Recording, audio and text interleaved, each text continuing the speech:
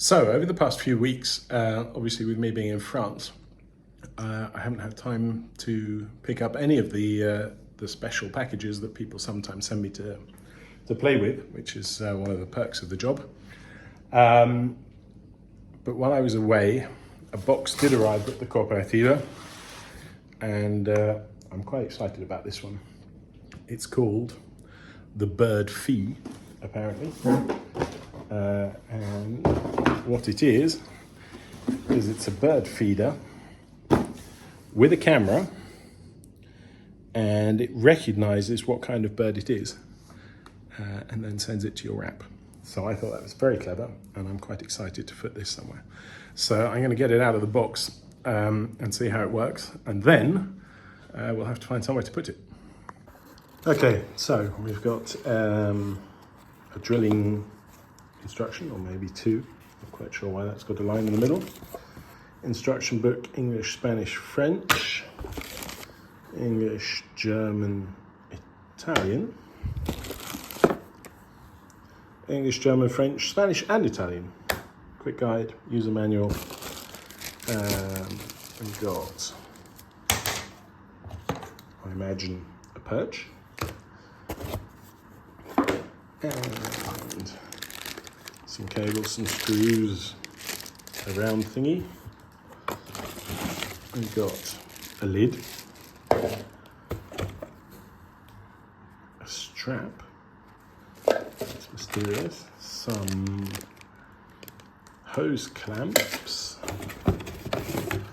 a brown box which has a solar panel in it, so it's completely autonomous. Another piece of cardboard, and the heart of the beast, which is basically a camera and a bird feeder. Very good. Okay. And a mounting bracket as well. I nearly dropped it on the floor and destroyed it before we'd done anything. And then we've got a pro perch for pro birds, and an anti-scattering cover. Say goodbye to wasted or stolen birdseed with our foolproof add-on. Well, we'll see if it's foolproof or not, because if it isn't, I shall discover it. I'm going to open the instruction booklet, as I always do, and try and put it together. I must admit, one of the things I really do enjoy doing is peeling protective films off. Oh, so satisfying. Lovely and shiny. Okay, so it was pretty basic. I downloaded the app. The app asked me to scan this, and then to input my Wi-Fi code, and it generated a QR code which I had to hold in front of the camera, and then it went ping. Now it's just doing a firmware update, and then we'll go and fit it. Now, quite excitingly, it comes with a lot of different ways to fit it. So this is the fitting bracket, and you can screw it to a wall or to a ground bit. But this black strap is in fact it's done something. It's to strap it to a tree. So in fact what we're going to do is strap it to one of the pillars outside, because that's where most of the birds are. And these would be to strap it to a post, like a fence post or something. So now all I need to do is slot all of the bits together, which I shall do now, and then we can take it outside. Okay, well, as I'm not sure how long it's going to stay here, I'm just going to strap it up like this for now. But the strap is auto locking, and it's held this in quite well. So that took all of 5 seconds to do, and I think that would go around a pretty big tree, because this is quite a big column. Now let's put the rest of the thing together and then pop it on the end of that stand. Okay, well, I've put it all together, and it didn't tell me that I could put the solar panel there, but there's a screw of the right size, so the solar panel seems to fit in there. It has a separate sort of fixer for the solar panel, but as I'm not sure how long it'll stay there, I've just put the solar panel on like that. I think that's pretty good. So it's time to fill it with feed, close it, and then wait for a bird to come, I guess. And there it is. It's got some food in it now. Let's wait and see if a bird is going to come and have a snack up there. Well, so quite typically as soon as it's up, obviously not a single bird in the sky to be seen. But there we go, I guess. When one comes, it'll bing, and then I shall know it's there. Mommy, hold my onions.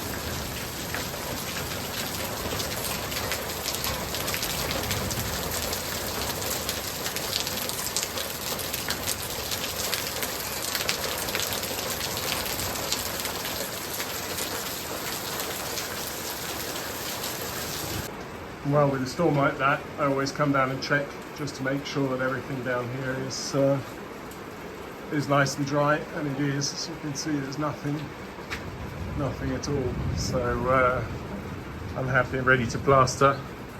I thought about the electricity and run it, in fact, because the electricity goes down from the box here into the cellar, and then it'll come back up under the stairs.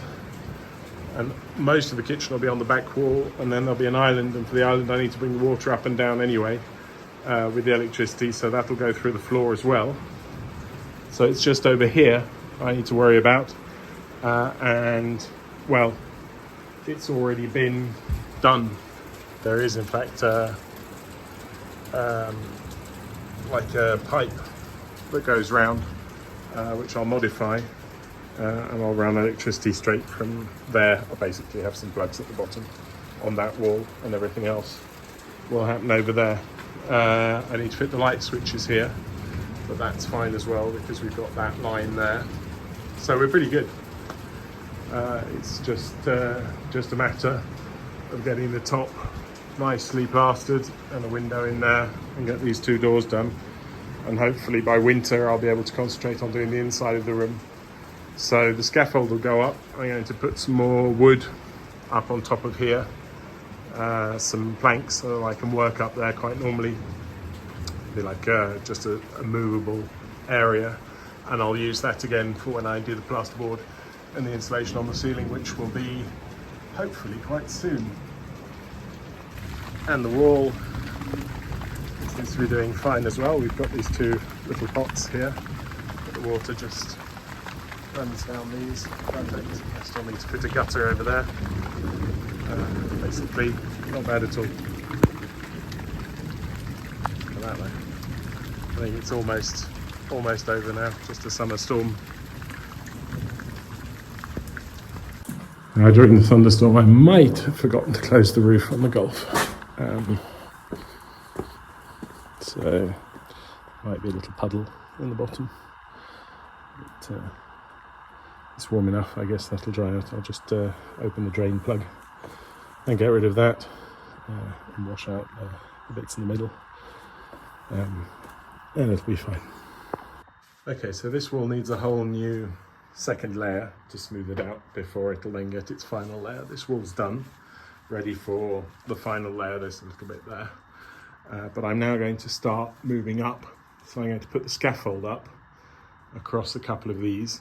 In fact, these scaffold boards are probably excellent for doing that, but I want to put a ladder up to the top bit, and it'll have a scaffold board in the middle, and that should enable me to reach everywhere right up to the top. So yeah, we'll have the scaffold go up here, to there, hopefully reach across those two, and that'll be my way up then on the side ladder of it. And then we'll put another board on this end, and I can get up there and start plastering, and then we'll start quite soon probably setting up the ceiling as well, because that's pretty much ready to go.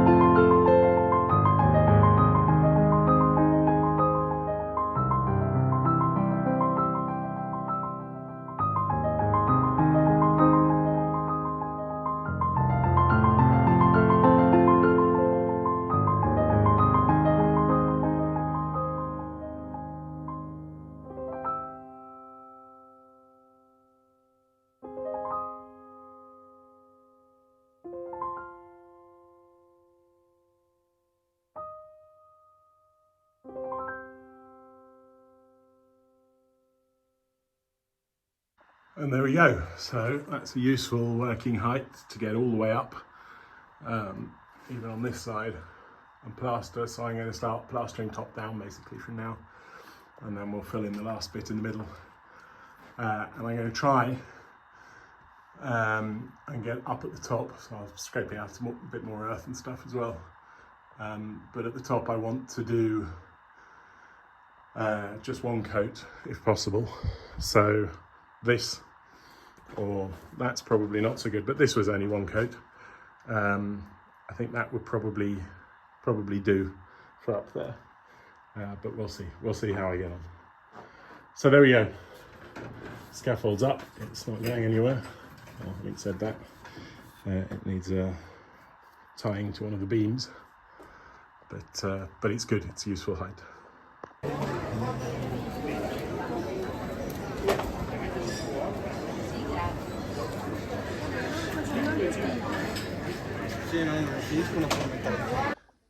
Okay, well, here we are. It's another bakingly hot day, but ready to go. And I'm up on top of my scaffold here, which I've tied on to the beam to stop it moving, but it won't because it's actually very stable, and the floor obviously is pretty flat in here. And the first thing to do is again going to be getting rid of anything that's brown on the wall. Things that stayed white when I painted obviously don't seem to suffer from too much seepage, but want to get rid of as much as possible. For some reason, the higher up this wall we go, the bigger the stones become. So they're pretty good. Let me turn the camera around for you. Not only are they good, they're also much, much flatter than down at the bottom. I haven't quite understood why, But the task at hand is basically to plaster up the wall.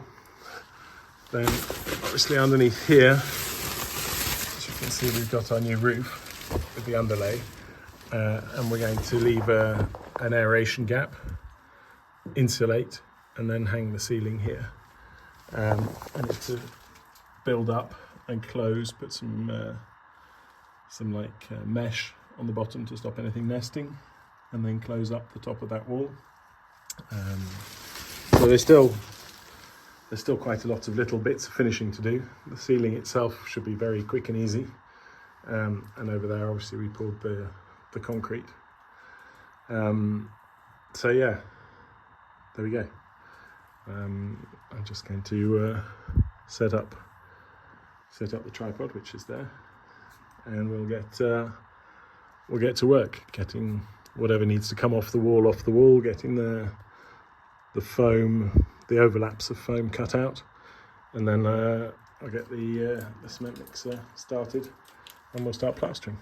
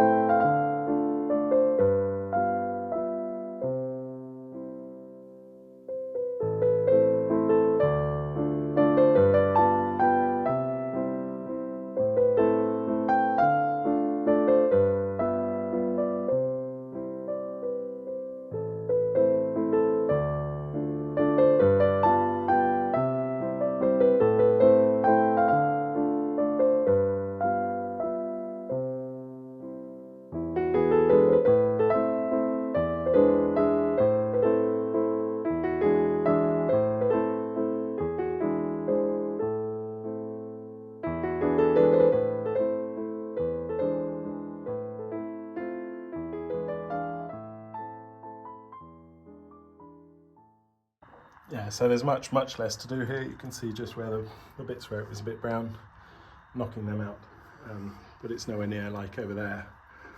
But I've covered up most of the damage down there, for example.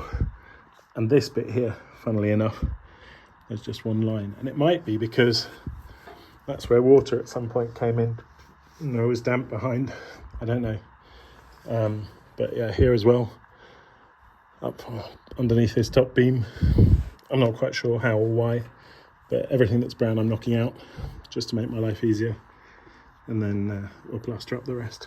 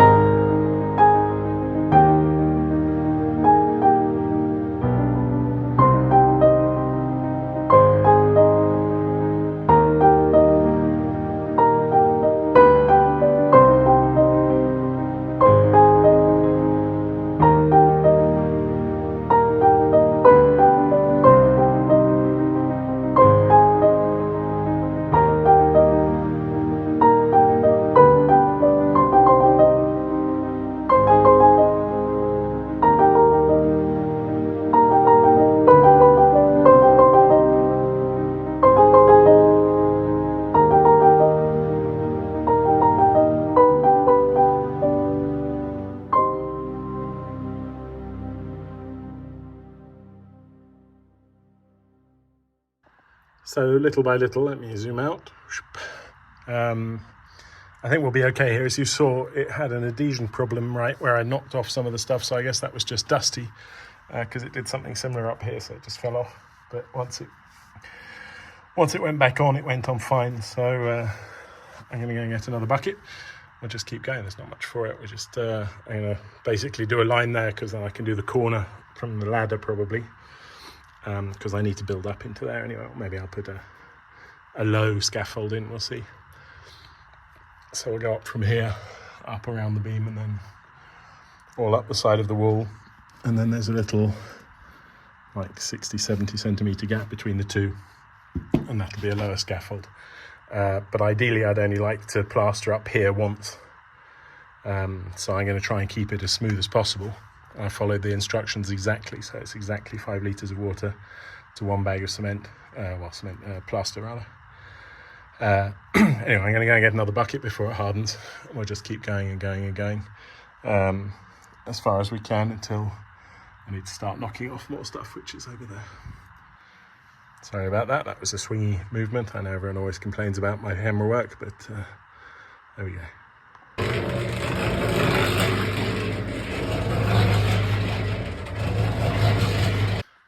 Okay, so while we're getting there, as you can see, fabulous it is not, but better than anything I've ever done it is. So who knows?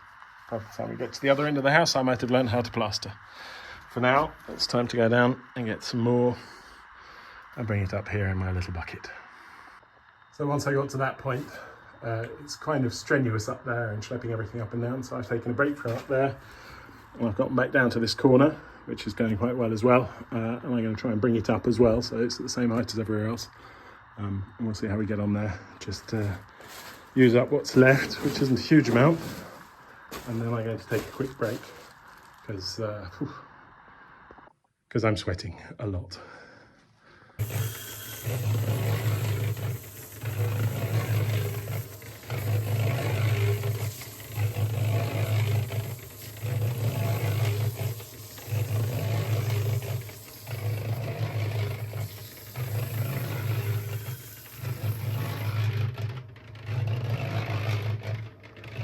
Okay, time for me to go and get a drink.